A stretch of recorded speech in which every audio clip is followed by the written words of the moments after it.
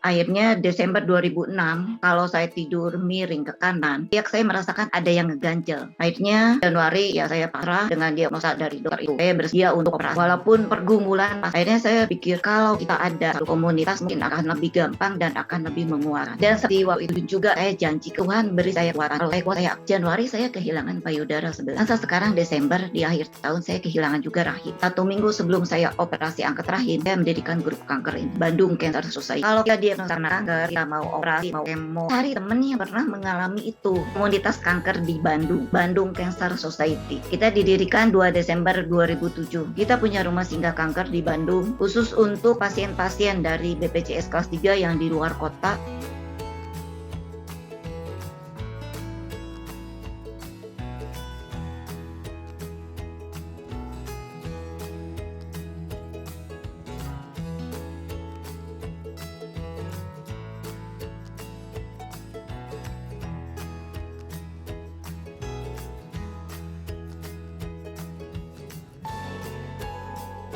Ya saudaraku, selamat pagi, selamat berjumpa kembali di Gestia Good News Radio pada hari ini. Puji nama Tuhan, saya percaya saudaraku semuanya sudah rindu ya untuk mendengarkan kembali kesaksian-kesaksian tentang bagaimana pertolongan Tuhan itu nyata dalam kehidupan orang-orang yang mengasihinya. Puji nama Tuhan, saya langsung saja mau menyerahkan acara pagi ini kepada host kita, Pastor Yakub. Silakan Pastor Yakub. Ya, terima kasih Pak Yusak. Saya menyapa kembali seluruh teman-teman yang ada baik di studio maupun yang ada di radio. Ya, saya mengucapkan selamat pagi dan saya berdoa semoga perjalanan Bapak Ibu Saudara yang sedang menuju kantor atau ke pasar, Tuhan melindungi, Tuhan menyertai. Dan saya juga berharap biarlah radio ini tetap ada dalam channel yang terus dibuka karena kita akan terus mendengarkan kesehatan kita.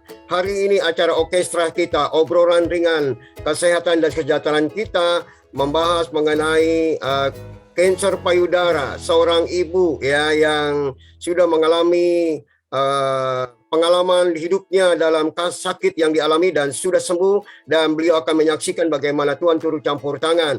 Dan sekali lagi saya mau beritahukan kepada seluruh teman-teman bahwa bulan Oktober ini adalah bulan kanker payudara sedunia ya. Jadi bulan Oktober ini kita akan terus berbincang-bincang dengan seorang penyintas kanker yang sudah lewati masa-masanya dalam hidup mereka, untuk mereka boleh melihat bagaimana pertolongan Tuhan luar biasa ya.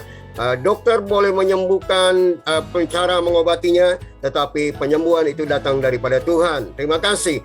Nah, saya memberitahukan juga kepada seluruh teman-teman bahwa kanker payudara ini bukan saja dialami oleh pihak wanita, tetapi ternyata juga pihak pria juga mengalaminya.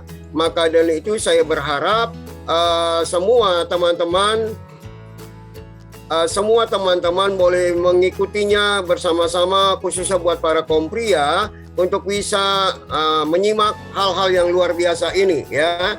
Dan kita mau melakukannya dengan baik. Langsung saja akan menyapa kepada narasumber kita yang sudah ada di tengah kita ya. Selamat pagi Ibu Yanti.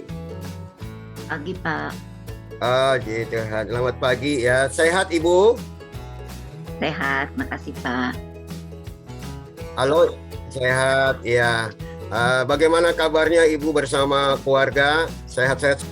Iya, sehat Pak. Luar biasa, berkat Tuhan. Baik, saya akan ya. Ibu Yanti bisa dengar suara saya? Bisa Pak, jelas. Baik, terima kasih. Iya. Oke, saya lanjutkan saja. Ibu Yanti adalah seorang penyintas kanker payudara dan beliau akan menceritakan bagaimana pengalaman hidup ya. Beliau mengalami kanker payudara di 2007 ya, sekarang sudah 2021 ya.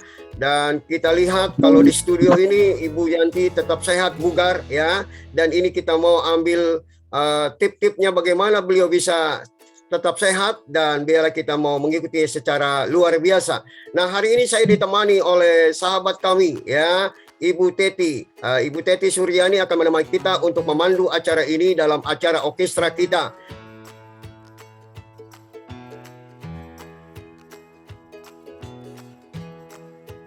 Selamat pagi Bu Yanti, selamat pagi teman-teman yang sudah join di room Zoom ini. Selamat pagi semua pendengar orkestra Radio Good News, tentu semua good people, semua bahagia, semua sehat, semakin sehat dan diberkati Tuhan. Pagi ini kita kedatangan seorang sahabat yang sudah mengalami kasih Tuhan yang sangat sungguh luar biasa. Beliau survive dari tahun 2007 ya. Kita sambut Ibu Yanti. Halo Bu Yanti. Halo pagi Bu Teti. Pagi. Ketemu lagi kita di sini ya. Iya betul. Inilah hikmah positif dari pandemi ya. Dimanapun kita berada kita bisa bergabung di ruang Zoom. Iya. Sungguh bahagia sekali bisa bertemu dengan Bu Yanti pagi hari ini. Tentu banyak cerita, banyak suka duka dalam kehidupan, terutama dalam menjalani hari-hari bagaimana setelah kita didiagnosa kanker gitu ya. Karena biasanya kanker itu suatu yang mengerikan. Kebanyakan orang termasuk diri saya gitu ya, kalau udah mendengar kanker, waduh kapan gua mati gitu kan ya. Ternyata Bu Yanti bisa survive selama ini dari 2007 loh gitu ya. Silakan Bu Yanti, bagaimana mungkin bisa diceritakan awal mula Ibu didiagnosa kanker payudara ini? Iya, makasih Bu Teti. Kita sama-sama survivor ya. Iya, betul. Ada yang sedikit saya mau berbagi. Memang saya kena sebenarnya saya kenanya 2006 pertengahan. Waktu itu saya udah merasakan ada benjolan di payudara. Tapi waktu itu karena saya dengar dari orang-orang juga, nggak apa-apa, mungkin itu hanya kelenjar. Jadi saya biarkan aja. Akhirnya Desember 2006, kalau saya tidur miring ke kanan, itu di ketiak saya merasakan ada yang ganjel. Ada yang ganjel. Terus akhirnya karena waktu itu libur Natal Tahun Baru, jadi nggak ada dokter. Akhirnya saya baru ke dokter itu awal Januari. Waktu awal Januari itu, saya merasakan benjolan di payudaranya itu udah nggak berbentuk bulat lagi. Seperti yang pertama saya temukan waktu Juni 2006. Tapi udah berbentuk segi empat. Waktu itu justru saya kaget. Segi empatnya menonjol, jadi keluar. Jadi sebenarnya nggak usah dipegang juga bisa kelihatan gitu kalau itu udah berbentuk segi empat. Akhirnya waktu saya ke dokter, dokternya sendiri agak marah kenapa dibiarkan. Jadi menurut dokter ini harus cepat berlomba dengan waktu. Akhirnya waktu itu saya dikasih waktu 3 hari untuk siap-siap untuk biopsi. Saya tanya sana, tanya sini. Akhirnya saya ketemu dokter yang menurut orang-orang itu adalah dokter yang cukup bagus. Dan saya ke sana, akhirnya dokter bilang kita berlomba dengan waktu. Karena ini sudah menjelar ke kelenjar getah bening di ketiak. Memang waktu di USG saya melihat di ketiak saya pun juga udah ada benjolan yang cukup besar. Akhirnya Januari ya saya pasrah dengan diagnosa dari dokter itu. Saya bersedia untuk operasi. Walaupun pergumulan pasti ada. Sebenarnya sebelum saya didiagnosa itu, saya masih rajin baca Alkitab, baca renungan harian. Tapi sejak diagnosa itu, di saat dokter diagnosa, kamu udah kena kanker, dan kankernya ini udah pasti yang bahaya. Dan bukan lagi stadium awal, karena udah menjalar ke kelenjar getah bening. Waktu saya punya masih kecil, yang kecil masih SD kelas 3, yang besar baru SMP kelas 1, dan saya pun juga masih tinggal bersama orang tua. Saya cukup kecewa ke Tuhan, karena terus terang keluarga saya cukup aktif di gereja. Mami saya sendiri seorang pendoa, yang banyak mendoakan orang. Saya anak perempuan satu-satunya, tapi kena kanker payudara dan harus dioperasi. Saya cukup kecewa saat itu. Saya tinggalkan Alkitab, Saya juga nggak baca lagi renungan harian. Tapi kalau saya flashback lagi, kembali lagi ke belakang, saya tuh senang dengar lagu, senang dengar radio.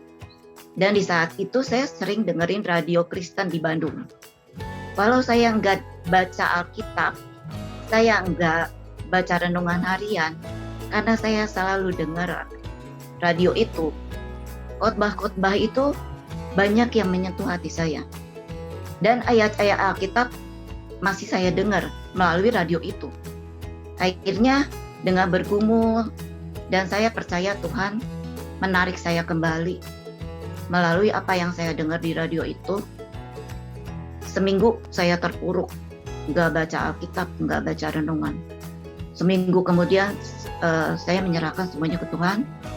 Saya terima apa yang terjadi dan saya akan jalani apa yang harus saya jalani. Saya percaya hasilnya Tuhan yang akan membereskan semuanya. Seminggu kemudian saya kembali lagi ke gereja, kembali lagi baca Alkitab dan renungan, dan siap untuk operasi. Saya operasi mastektomi. Dokter bilang kita lihat hasilnya dari hasil PA. Dari hasil operasi ini, apakah nanti harus kemo dan radiasi atau bagaimana? Ya, saya menjalani kemo, menjalani operasi, terus kemo 6 kali setiap 3 minggu. Buat survivor kanker pasti tahu rasanya kemo seperti apa. Saya waktu sebelum kemo saya udah dengar kemo tuh seperti ini, kemonya seperti ini. Tapi tidak terbayang rasanya akan seperti itu. Gitu. Saya jalani kemo yang rasanya pasti nano-nano lah itu ya. Saya terima semua efeknya. Di kemo ketiga saya udah mulai goyang. Akhirnya saya bilang Tuhan beri saya kekuatan supaya saya kuat menjalani kemo 6 kali ini. Supaya saya bisa berhasil melewati kemo ini dan bisa sembuh. Waktu itu saya cuma bilang, kalau saya sembuh, saya akan mendirikan grup kanker. Karena waktu itu saya cari teman yang pernah kemo, hanya menemukan 2 orang. 2007 itu belum zamannya ada Zoom, belum zamannya ada WA, medsos pun juga masih nggak seperti sekarang, seramai sekarang. Jadi saya cuma cari dari mulut ke mulut dan saya ketemu 2 orang. Akhirnya saya pikir kalau kita ada satu komunitas mungkin akan lebih gampang dan akan lebih menguatkan. Kemo keempat berjalan seperti biasa. Waktu itu buat saya yang parahnya itu muntahnya. Cukup parah. Kemo kelima saya juga lebih parah lagi karena pas kemo keempat mami saya masuk ke rumah sakit juga karena dia ada diabetes dan waktu itu saya kemonya di atas di Bormius, mami saya itu kemonya di daerah bawah, Bandung bawah, dan saya cukup bolak-balik untuk ngurusi mami saya juga, jadi saya nggak siap fisik. Di kemo kelima itu fisik saya benar-benar jatuh. Selesai kemo biasanya saya masih kuat jalan, waktu itu udah nggak kuat jalan. Pulang udah diantar pakai kursi roda. Dan seperti waktu itu juga saya janji ke Tuhan. Tuhan beri saya kekuatan. Kalau saya kuat saya akan mendirikan grup kanker. Akhirnya berjalan kemo ke-6. Saya berhasil melewati itu. Walaupun saat itu mami saya juga baru pulang dari rumah sakit dan pulang sudah dalam keadaan stroke. Akhirnya saya bilang Tuhan saya beri saya kekuatan buat ngurus mami saya juga. Dan saya mengulang kembali janji itu. 3 kali janji saya ucapkan ke Tuhan. Tuhan saya akan mendirikan grup kanker. Selesai kemo, dari hasil kemo itu dokter bilang cukup kamu nggak usah radiasi. Kita tinggal pengobatan aja dan kontrol. Ya akhirnya seperti biasa orang kanker kita dikasih obat hormon. Saya makan obat hormon. Itu berakhir kemo sekitar bulan Juli. Bulan Agustus ada sesuatu di bawah perut saya yang mengeras, sakit. Waktu itu pikiran orang yang kanker itu pasti, wah ini metas nih. Saya juga mikir, aduh kenapa gitu. Padahal kemo baru selesai sekitar sebulan. Saya balik ke dokter, akhirnya diagnosa dokter, kamu usus buntu. Saya bilang, dok, saya nggak mau operasi. Januari saya baru operasi dan ini baru selesai kemo. Iya, saya juga rambut masih botak waktu itu. Akhirnya dokter bilang, oke, kamu bed rest 3 minggu, saya kasih obat. Saya bed rest Agustus itu sekitar 3 minggu. Di saat kena itu saya nggak kepikiran akan janji saya. Saya kembali beraktivitas normal, bekerja kembali, mengurus keluarga. Bulan November, rahim saya turun. Turun lama-lama sampai sakit karena narik ya dia, narik ke bawah. Saya ke beberapa dokter, mintanya supaya tidak dioperasi. Gimana caranya supaya nggak dioperasi? Tapi dari semua dokter yang saya kunjungi, semua bilang operasi, termasuk dokter onkologi saya. Terus saya bilang, dok, Januari saya kehilangan payudara sebelah. Masa sekarang Desember di akhir tahun saya kehilangan juga rahim. Yang buat kita seorang wanita itu dua hal yang menunjukkan bahwa kita tuh seorang wanita gitu. Terus dokter bilang nggak apa-apa, jalanin aja. Memang itu tidak mengancam jiwa tapi akan mengganggu aktivitas kamu. Waktu itu malam-malam akhirnya saya coba buat merenung.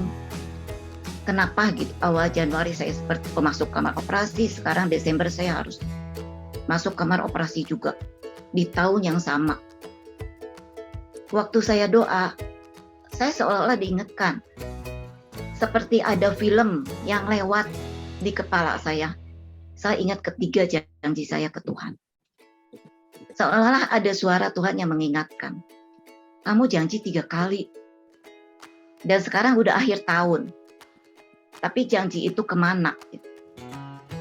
Di situ saya baru ingat, iya saya pernah janji ke Tuhan. 1 minggu sebelum saya operasi angkat rahim, saya mendirikan grup kanker ini. Bandung Cancer Society. Waktu itu dari mulut ke mulut aja, dan pertemuan kita yang pertama hanya dengan 4 orang. Selesai pertemuan pertama itu, saya angkat rahim, dan sejak itu Januari saya mulai meneruskan kegiatan BCS ini sampai sekarang. Buat saya ini satu janji Tuhan, janji saya ke Tuhan.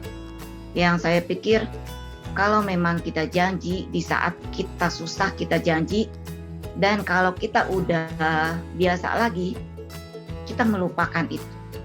Kita janji ke orang mungkin buat orang nggak apa-apa, tapi janji ke Tuhan bukan satu hal yang main-main buat saya.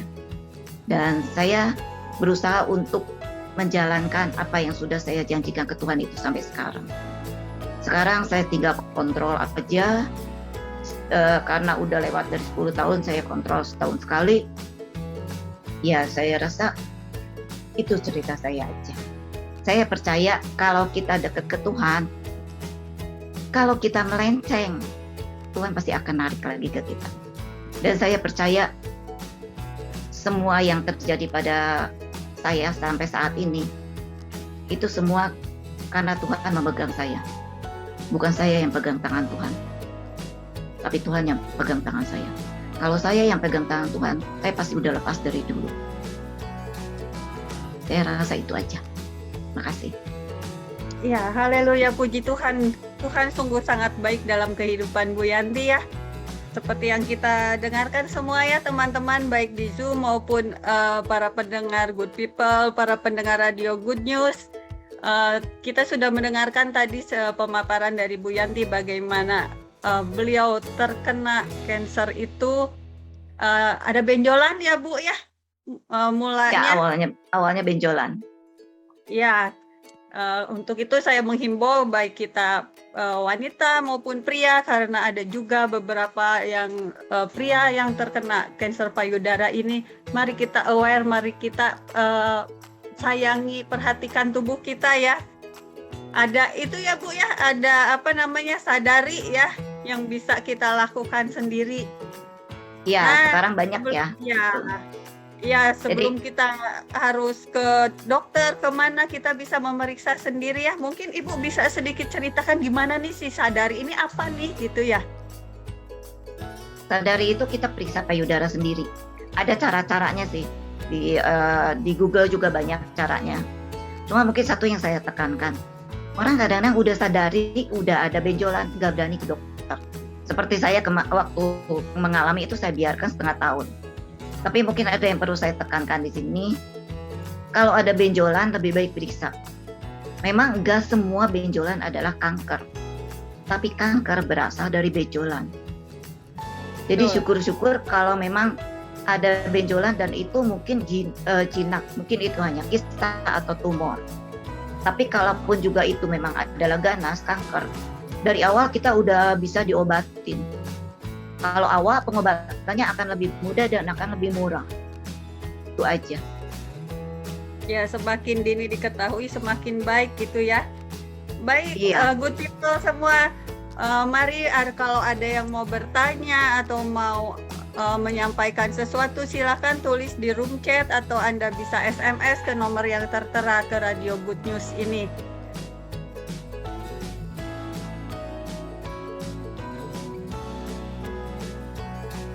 Dari pemaparan Ibu nih ya yang saya simak, Ibu sampai 3 kali bernasar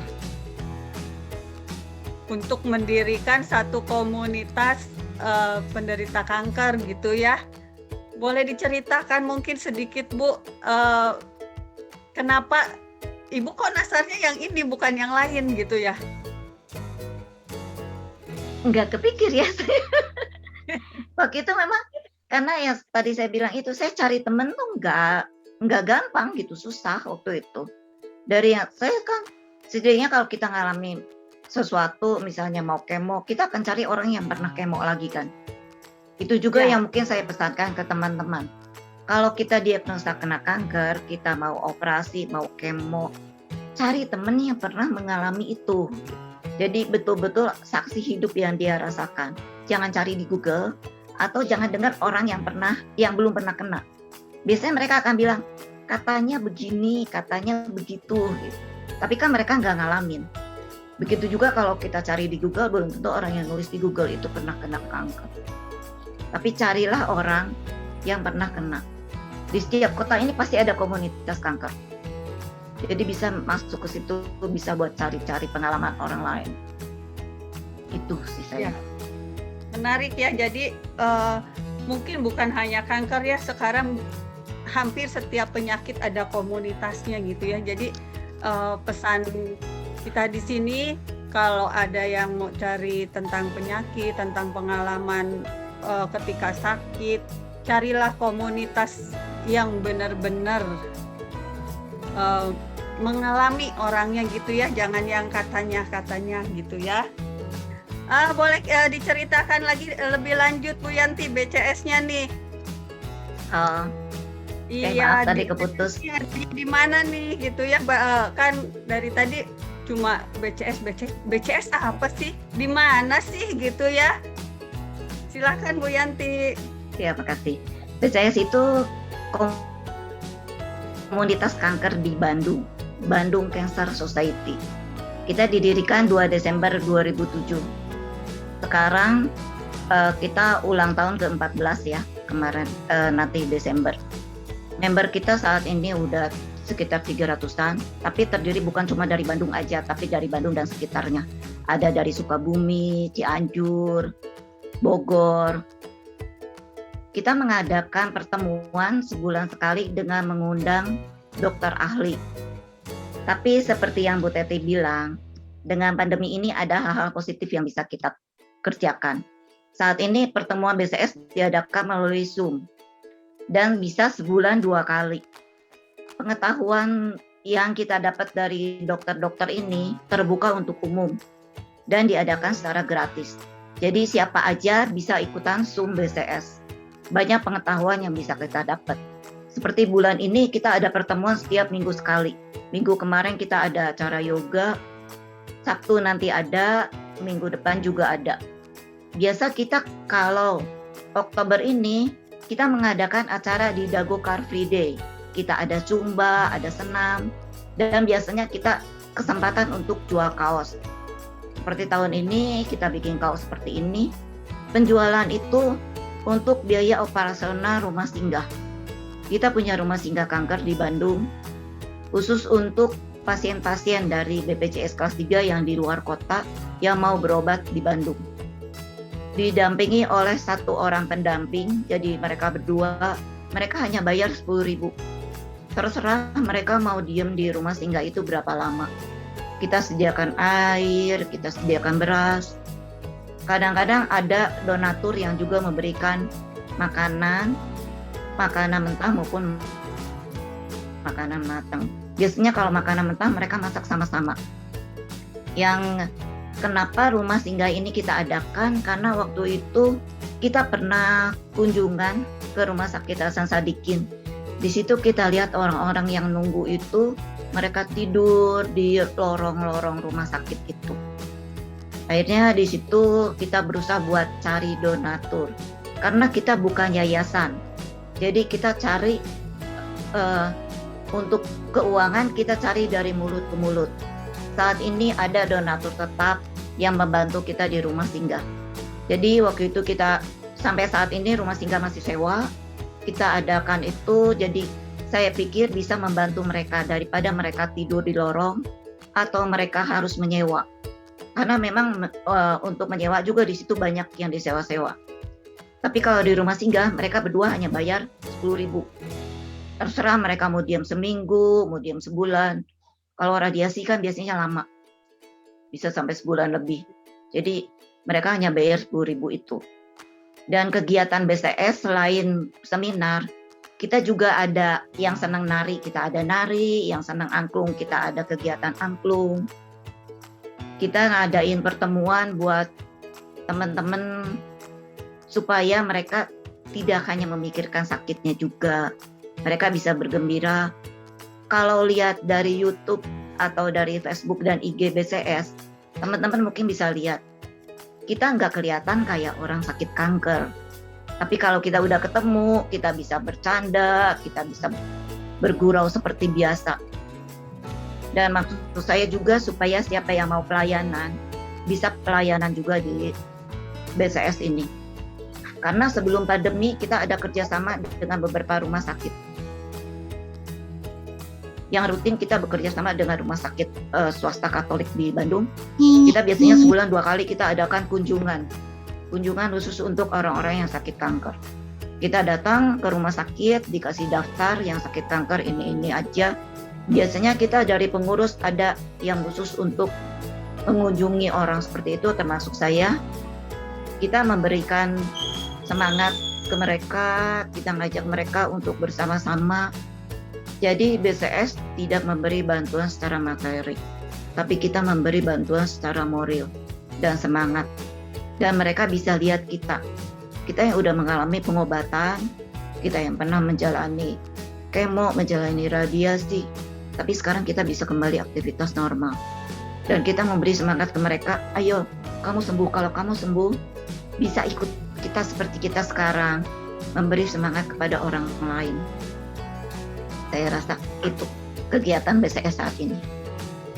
Iya, sungguh mulia. BCS seperti yang tadi sudah kita bahas bersama ya, kalau kena kanker jangan carinya ke yang lain-lain, jangan cari asal kalau klik Mbah Google kan banyak jawabannya ya, kita juga milih-milihnya pusing, mana yang benar, mana yang enggak. Mending cari klik di Google-nya itu komunitas kankernya ya, nanti ketemu BCS atau sister community-nya ini apa CISC gitu ya, yang pasti-pasti. Jadi jawabannya juga pasti gitu ya, Bu. Nah, Iya. Untuk anggotaan BCS, Bu, kita masuk itu bayar, ada iuran bulanan atau bagaimana, atau ini lintas suku, lintas agama? Boleh disampaikan ya Bu Yanti ya, supaya lebih jelas. Kita lintas suku, lintas agama. Jadi agama apapun juga, asal dia survivor atau didiagnosa kanker, bisa masuk sebagai member. Nggak ada bayaran sama sekali, bebas. Oke. Kalau yang mau masuk bisa kontak ke pengurus, ada form yang harus diisi. Itu Ya, aja. mungkin pengurus bisa tulis di kolom chat ya. Kalau nggak keberatan nanti saya bacakan nomor kontaknya.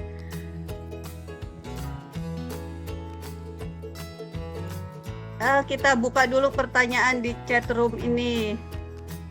Dari Ibu Mega menyampaikan selamat pagi, salut dengan semangat Bu Yanti. Bu Yanti, kalau boleh tahu, Bu Yanti punya putra-putranya berapa nih? Pagi Bu Mega, udah lama juga kita nggak ketemu. Saya punya 2 orang putri, 2. Yang kecil waktu itu masih SD, sekarang dia baru lulus kuliah. 2 orang putri, kata Bu Mega. Iya. Ya. Halo good people, kita kembali lagi ke obrolan kita, obrolan di orkestra. Bukan orkes dangdut ya, tetapi kita membicarakan tentang kesehatan jiwa, kesehatan rohani, dan kesehatan jasmani kita juga tentunya ya. Pertanyaan lanjutannya, bagaimana setelah kemo dan lain-lain Bu Yanti menjaga kesehatannya seperti cara makan, berolahraga, dan lain-lain? Silakan Bu. Cara makan mungkin kita tahu ya, beberapa orang yang kanker sih pasti dikasih tahu sama dokter, terutama menghindari gula. Menghindari gula, pewarna, pengawet, minuman alkohol. Jadi sebenarnya menghindari gula itu cukup berat buat saya karena saya sebenarnya senang yang manis-manis gitu. Tapi sekarang saya berusaha untuk menghindari makanan yang manis-manis itu.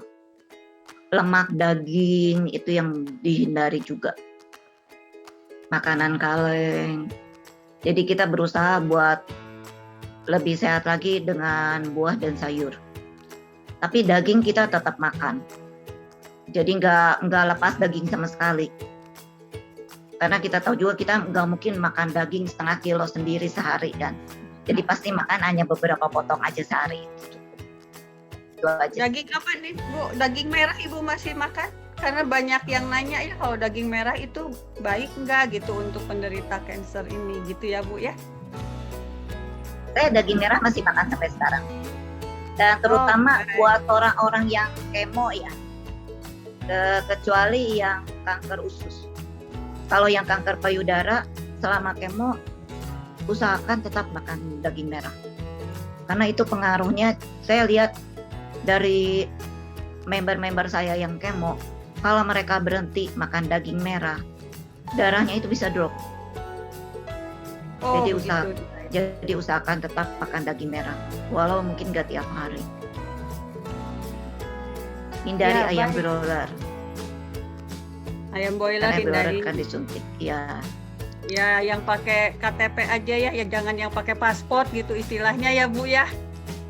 iya betul. Yang lokal-lokal aja. Yang lokal. Kalau telurnya gimana Bu? Kalau ayamnya Iya. hindari. Telur yang itunya sekali-kali boleh lah yang telur negerinya. Tapi mungkin kalau misalnya kita makan telur seminggu sekali atau seminggu 2 kali, usahakan telur ayam kampung. Begitu juga kalau kita ngejus buah-buahan, kayak jus wortel, kita usahakan wortelnya wortel yang jangan yang impor ya, tapi wortel yang iya. lokal. Iya, gitu. Jadi cintailah produk lokal gitu ya. Tagline-nya. Iya. Ya. Oke Bu Yanti, kita masuk lagi ke pertanyaan di chat. Yang tadi saya sudah bacakan dari Ibu Elizabeth Yatnoyati dan Ibu Hana Livia, saya gabung ya. Bu Yanti, mungkin bisa diceritakan lagi gejala sakit kanker payudara. Beliau rupanya terlambat gitu ya, gejala apa yang dialami, pemeliharaan tubuhnya sekarang seperti apa, vitamin apa yang diminum, obatnya masih ada yang dimakan enggak, cek ke dokter onkologinya berapa bulan sekali, begitu katanya Bu. Silakan Bu Yanti. Kalau seperti saya bilang, kalau payudara itu hanya benjolan di payudara ya. Jadi kita periksa sadari seminggu sesudah kita menstruasi. Biasanya lebih gampang itu kalau kita lagi mandi. Karena saya juga nemunya waktu itu lagi mandi. Sadari itu bisa dicari di Google caranya. Ada beberapa cara. Mungkin yang pertama itu dulu untuk sadari karena kita bisa periksa sendiri. Kalau kita memang ada benjolan, lebih baik kita cepat ke dokter. Karena dokter yang akan bisa memberitahukan ini tuh apa. Dan kalau memang perlu harus dibiopsi, ikutin aja kata dokter. Jangan dengar kata orang kalau biopsi berarti memicu. Enggak juga. Sekarang kalau kita tidak dibiopsi, bagaimana dokter bisa memberi pengobatan selanjutnya? Karena setiap orang yang kena kanker payudara, si A atau si B itu jenisnya kemungkinan jenis kankernya beda. Dan obatnya juga bisa berbeda. Makanya harus dibiopsi, supaya dokter tahu ini jenis kankernya apa, stadiumnya berapa, hormon kitanya seperti apa. Jangan lari ke alternatif. Jangan ngobatin sendiri dengan ya kayak sekarang lagi adanya bajaka, daun sirsak. Karena contohnya daun sirsak aja. Kita nggak tahu daun sirsak yang ditanam di rumah saya dengan yang ditanam di tempat lain sama enggak. Kalau dibilang daunnya 5 dari pucuk, sebesar apa daunnya? Itu nggak pasti. Semua alternatif itu nggak pasti kalau menurut saya. Alternatif sebenarnya menurut saya tidak bisa mengobati. Dia hanya membantu untuk menyehatkan. Kalau mau pengobatan, datanglah ke medis. Kalau kita pun juga kemo, tetesan infus kita aja itu diukur dari berat dan tinggi kita. Itu disesuaikan. Kalau kita datang ke alternatif, dia nggak akan nanya berat badan kita, tinggi badan kita. Begitu dibilangin kita kanker payudara, obatnya semua sama. A, B, C, D sama. Tapi kalau kita ke medis, belum tentu kita obat kemonya sama. Itu yang mungkin perlu saya tekankan supaya jangan dengar orang, ini sembuh loh makan obat ini, atau ini sembuh loh ke alternatif itu. Mungkin kankernya dia beda. Mungkin dia bukan kanker, mungkin dia hanya tumor. Sedangkan kita mungkin kanker panas. Kita berbulan waktu loh. Jadi lebih baik begitu ada sesuatu yang aneh, lebih baik kita cepat ke dokter. Kita nggak tahu kecepatan kanker kita menjalar dengan kecepatan pengobatan alternatif yang kita kerjakan itu cepat mana. Kalau lebih cepat kankernya, kita buang waktu dan buang uang. Itu jadi lebih baik cari yang pasti. Kalau untuk kontrol, kalau baru biasanya dokter yang menentukan, biasanya 3 bulan sekali. Selama berapa tahun, 2 tahun mungkin kita masih 3 bulan sekali. Sesudah sekian tahun kita pindah ke 6 bulan sekali, sampai akhirnya 1 tahun sekali. Kalau saya sekarang udah di atas 10 tahun, kontrol saya 1 tahun sekali. Jadi tetap kita kontrol, karena kanker itu sel yang kita nggak tahu. Mungkin waktu kita diobatin, di saat kita tidak stres, hidup kita tenang, makanan kita terjaga, selnya tidur. Tapi kalau ada sesuatu yang memicu, sel itu bisa bangun. Jadi tetap kontrol setahun sekali. Kalau dibilang udah sembuh, orang kanker sembuh dalam tanda kutip ya. Jadi seumur hidup tetap harus jaga. Itu aja. Jadi jangan lengah. Kalau ditanya vitamin, semua vitamin sebenarnya bagus ya. Itu tergantung dari kecocokan kita aja. Itu. Kalau alternatif juga, kan nggak semua orang cocok. Gitu. Jadi kalau misalnya ada yang tetap medis dan minum, misalnya tetap minum daun sirsak atau apa, kalau cocok ya silahkan aja. Minum kunyit kayak gitu. Itu kan mungkin kalau kunyit kayak gitu lebih bagus juga untuk kesehatan. Nggak apa-apa sih. Tapi medisnya tetap jalan. Itu aja. Olahraga, berjemur itu ya pasti ya. Ya, jadi yang sehari-hari dilakukan oleh semua orang tentu kita lakukan juga gitu ya Bu ya istilahnya. Iya. Tapi ada plus-plusnya itu tentu dari medis yang bisa terukur. Begitu ya Bu Yanti ya? Iya, Nah, pertanyaan lanjutannya Bu, kan tadi juga Ibu bahas ada obat hormon yang harus diminum. Obat hormon ini obat apa sih? Kemudian kenapa harus diminum? karena kan kalau kanker payudara itu harus ada penekanan hormon untuk estrogen ya. Jadi itu hormon kita diatur. Kalau waktu itu saya masih minum tamoxifen. Tapi karena waktu itu rahim saya diangkat dan dari hasil pemeriksaan dokter, sebulan sesudah saya operasi angkat rahim, saya berhenti makan obatnya. Dan obat hormon ini nggak semua sama. Dokter bisa lihat juga. Buat yang udah menopause obatnya apa, buat yang belum menopause obatnya apa, beda-beda. Jadi kita ikutin aja apa yang dokter bilang ke kita, karena dokter yang lebih tahu keadaan fisik kita. Ya, jadi jangan sembarangan juga ya. Mentang-mentang dia kanker payudara, aku kanker payudara, ya udahlah kita minum aja, nggak usah ke dokter. Jangan suka mendokteri diri sendiri gitu, istilahnya mungkin ya Bu Yanti ya, karena beda-beda. Iya, Obat hormon ini iya. berapa lama harus diminum seorang penderita kanker payudara secara umum aja gitu ya Bu ya? Cukup Secara umum sebulan? seumur hidup. Oh, seumur hidup. Second kontrak dong ya Bu Iya. Yanti ya. Ya sama aja ya kayak orang sakit, tapi kayak orang sakit jantung, orang diabetes kan mereka tetap mesti minum obat juga kan untuk menjaga. Sama Ya. aja kayak orang kanker juga kita minum obat itu untuk menjaga gitu. Tuh. Jadi sekarang Ibu masih adakah obat yang rutin diminum? Sekarang saya udah enggak. Oh iya, jadi nggak semua juga second kontrak seumur hidup minum obat ya, tergantung juga kasusnya Ya, mungkin tergantung. ya. Ya, tergantung kasusnya juga. Ya karena kita ada labelnya kanker ini kayaknya lebih horor, lebih berat daripada penyakit yang lain. Padahal orang diabetes juga sama harus minum obat terus gitu ya. Apalagi mereka yang saya tahu harus suntik insulin gitu ya. Jadi Iya, iya kami menghimbau untuk survivor cancer janganlah takut dengan label-label seperti ini gitu ya.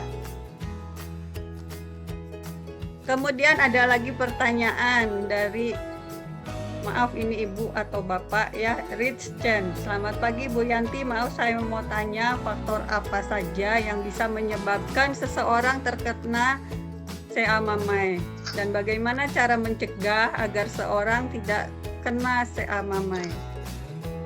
Silakan Bu Yanti. kalau ditanya penyebabnya ini banyak ya. Dokter sendiri nggak bisa menentukan apa penyebabnya. Mungkin itu juga ada rencana Tuhan dalam hidup kita nggak pernah tahu. Tapi selama kalau ditanya apa penyebabnya juga kayaknya semua orang nggak tahu apa penyebabnya. Cuma yang pasti yang bisa saya lihat dari selama saya di komunitas ini, jagalah hati, jaga hati dan pikiran. Bersihkan hati dan pikiran, dekatkan diri pada Tuhan. Itu yang bisa saya tekankan saat ini. Jadi kalau dari makanan ya kita jaga jangan makanan yang jorok-jorok juga. Goreng-gorengan kita lihat minyaknya juga. Itu dari makanan. Tapi dari kenyataan dari yang member-member BCS juga, dari yang pernah saya lihat juga, kalau kita udah pernah kena nggak berarti kita aman. Walaupun kita menjaga makanan, nggak makan daging juga nggak berarti orang itu nggak akan metas lagi. Dari beberapa member yang saya lihat, mereka bisa metas juga. Jadi mungkin salah satunya yang saat ini yang saya lihat bisa menyebabkan metas adalah stres. Itu. Jangan stres karena makanan. Makanan tuh nggak terlalu memicu kalau menurut saya. Kalau misalnya satu saat kita pengen makan sate, makan aja sate gitu. Kita kan makan nggak sampai 10 tusuk, paling banyak cuma 5 tusuk atau 3 tusuk.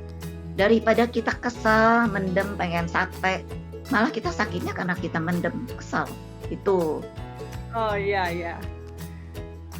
Jadi jangan terlalu strict makanan, tapi hal yang lain tidak dijaga, terutama hati dan pikiran yang bisa menyebabkan stres gitu ya. Karena stres juga salah satu pemacu yang cukup potensial menimbulkan kanker itu relapse gitu ya Bu Yanti. Iya. Iya, pertanyaan selanjutnya kalau di kanker payudara itu kok ada yang HER2, HER+, itu apa ya Bu Yanti? Bisakah diceritakan kepada kami? Nah, makanya tiap kita yang pada itu biopsi, karena dari biopsi itu kita bisa tahu selain jenis kankernya, kita tahu mengenai stadium, kita juga ada pemeriksaan hormon di tubuh kita. Nah, yang tadi dibilang HER2, ER, PR itu adalah hormon. Hormon itu juga yang akan menentukan obat atau pengobatan selanjutnya buat kita. Itu. Oh iya, kita lihat lagi. Dokter yang akan menjelaskan hasil itu. Iya. Oh iya, mungkin ada hasil lab ya Bu Yanti ya? Iya, Dari pasti Mbak ada. Ya, dari Mbak Ibu atau Ibu Krisari, selamat pagi. Mau menambahkan obat hormon diberikan kepada pasien kanker payudara yang pemicu kankernya adalah hormon estrogen dan diminum selama 5-10 tahun. Terima kasih infonya ya. Seperti yang tadi kita bicarakan, tentu semua harus anjuran dokter. Jangan sok tahu sendiri langsung minum, mentang-mentang yang lain minum obat hormon, aku minum ya. Jadi kembali lagi ke dokter yang memegang kita gitu ya. Tanpa terasa kita udah mau 1 jam loh ini Bu Yanti. Ya karena kita dibatasin waktu. Iya. Silakan Bu Yanti utarakan closing statement-nya.